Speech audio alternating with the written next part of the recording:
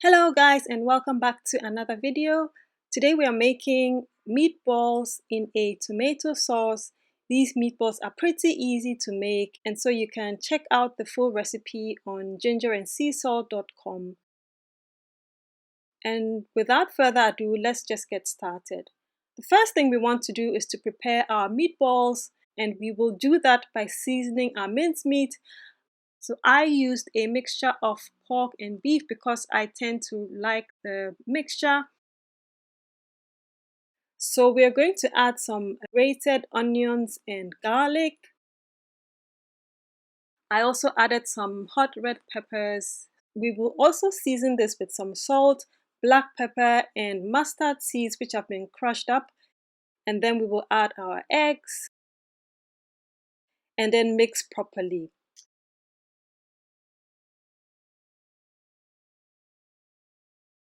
I also added some lemon basil, and then we will add some white bread as well.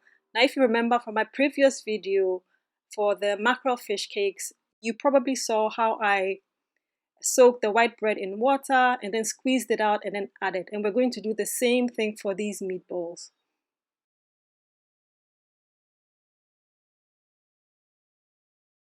Don't overwork your mixture too much. Just ensure that everything is properly mixed, especially the white bread, and then form balls out of it.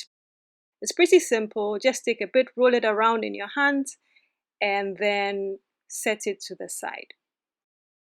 There are scoops that you can use for forming them, but I don't need them to be perfectly round. So forming them with my hand is pretty easy.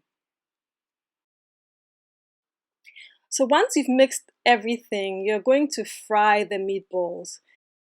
Heat up your pan with some oil and then fry your meatballs in there, making sure that you're not crowding your pan. You want to make sure that you have enough space to turn the meatballs around. And you do not have to cook the meatballs through, because once they go into the sauce, they're going to cook all the way through. So all you want to do is get a nice brown outside.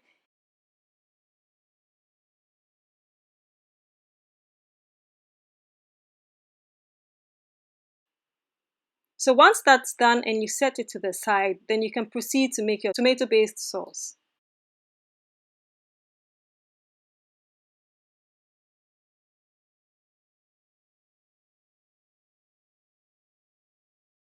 So I have several ways of making meatballs in a sauce.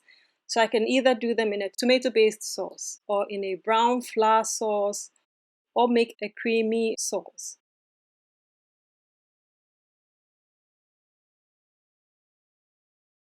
Now the next thing we're now going to do is to make our tomato-based sauce, and we start by sweating off some onions and garlic and then just stirring that for about a minute or two.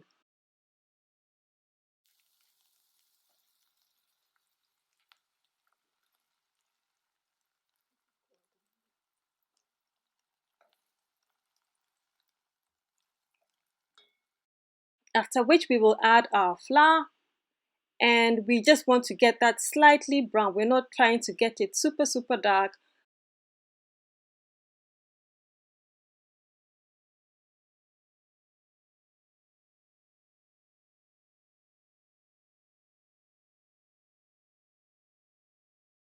Now once you've got that brown, you're going to add your tomato paste and then also fry that off for about a minute or two.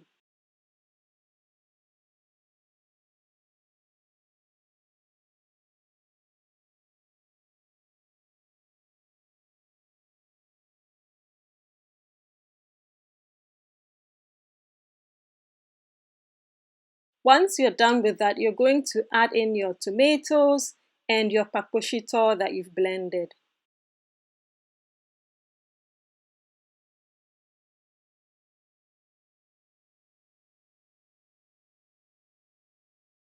Now the Kpakposhito, especially when very fragrant, just gives the sauce just a really nice smell and a really lovely taste as well. So if you have that, you can add. Then that makes a difference in your sauce. You can also add some white pepper at this point. And so we're going to cook our sauce for a couple of minutes. And then once that's done, we will add some water. You can either add water or you can add a beef stock if you have it.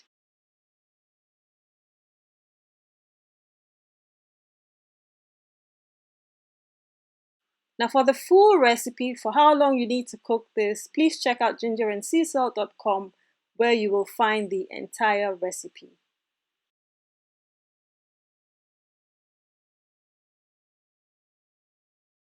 And so we're going to cook our sauce down and then add our meatballs back in and then let that simmer for about 15 minutes until it's done.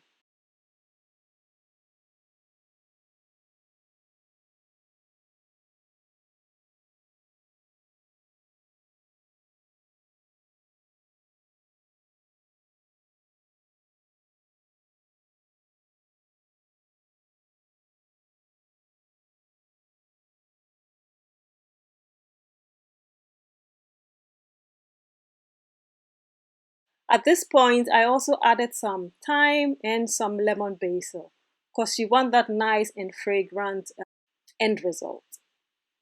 Now, if you have any other kind of spices that you would like to add, you're free to do so, but this is what I usually add. And basically, that is all there is to making these meatballs in a sauce. It's super delicious, very spicy, just the way I like it.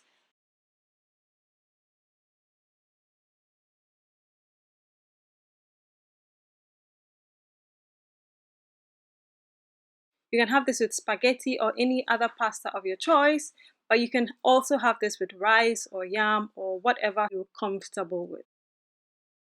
As usual, I hope you enjoyed this recipe.